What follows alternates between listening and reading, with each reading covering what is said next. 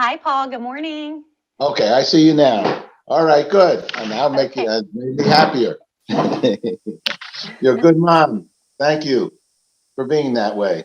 Thank you, Paul. And you have a Thank good you. son. You have a good son. Isn't that so? Yes, I have an amazing son. Tell me about your son, Laura McLinn. Is that right? Yes. All right. Well, tell us about Duchenne because I don't really know what that is, but I do know you're remarkable. They put the word remarkable next to your name because you're a great mom, a caring, loving, kind mom, and your son was born with some concerns, right? Yes, Paul. So Jordan, he's 12 now. He is my amazing son, and he was born with Duchenne muscular dystrophy. And don't feel bad for not knowing about it. I had never heard those words before Jordan was diagnosed at almost 4 years old.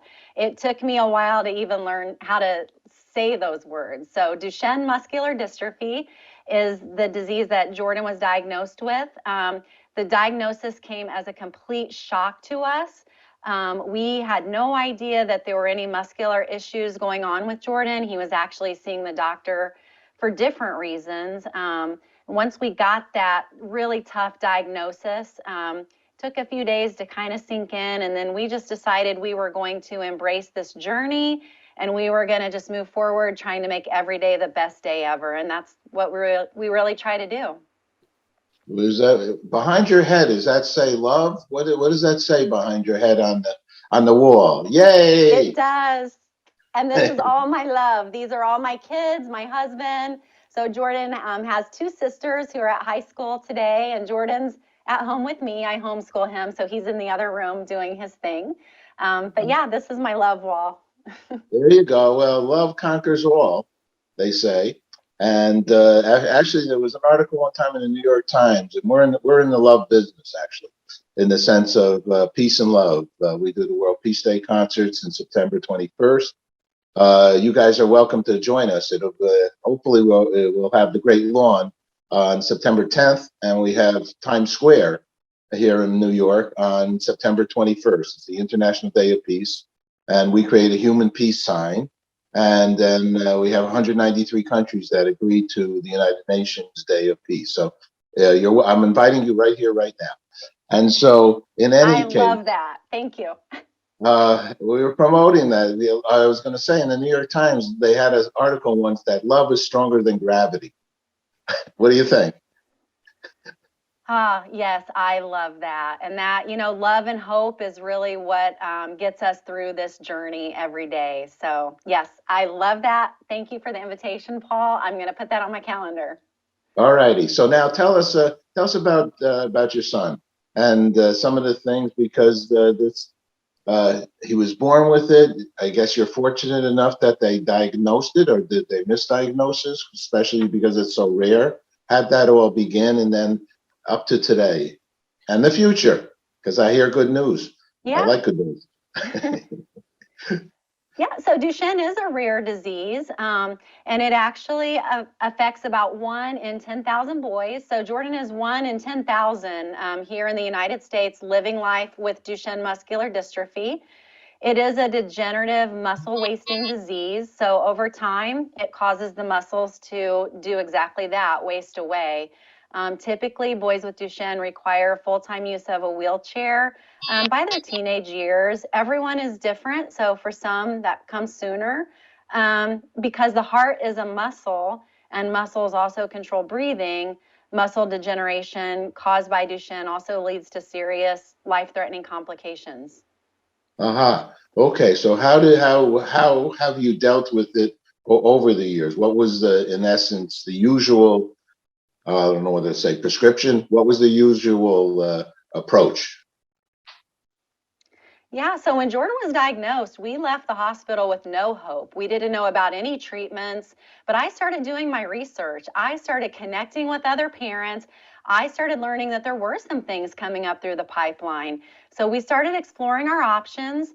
We enrolled Jordan in a clinical trial with a company called NS Pharma, who I'm here in partnership with today.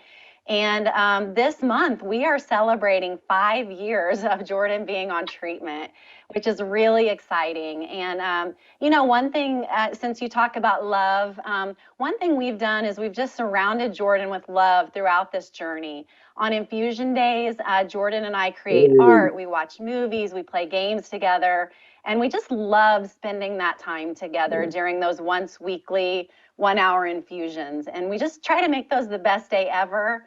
So yeah, his journey has just been embraced with love.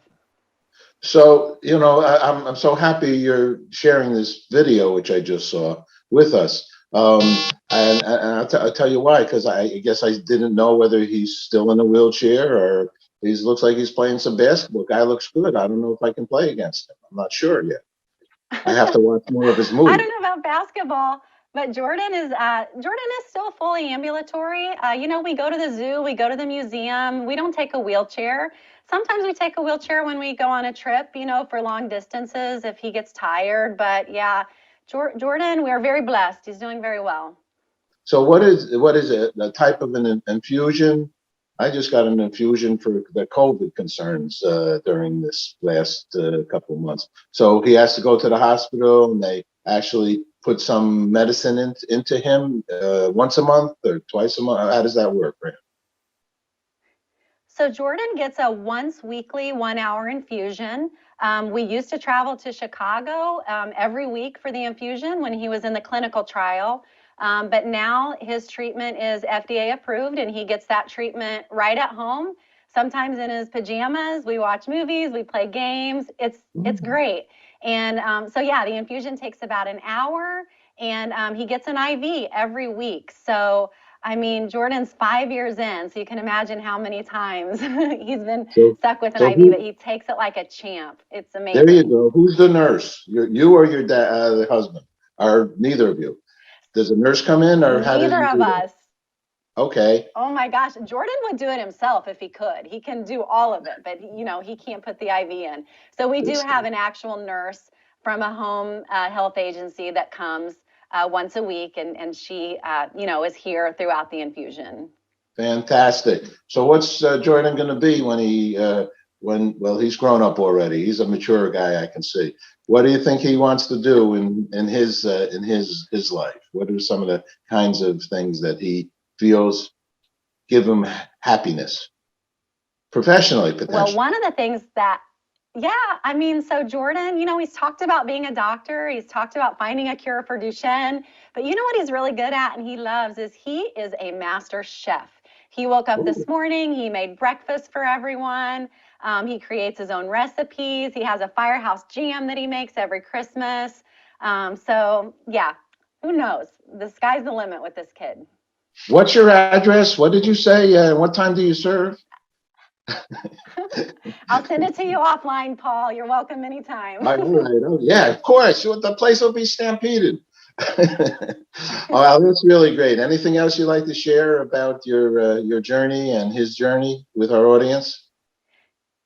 I think for parents that may be listening, just take advantage of what's available. Do your research. Don't take no for an answer. Hope is alive. There are so many developments with rare diseases right now.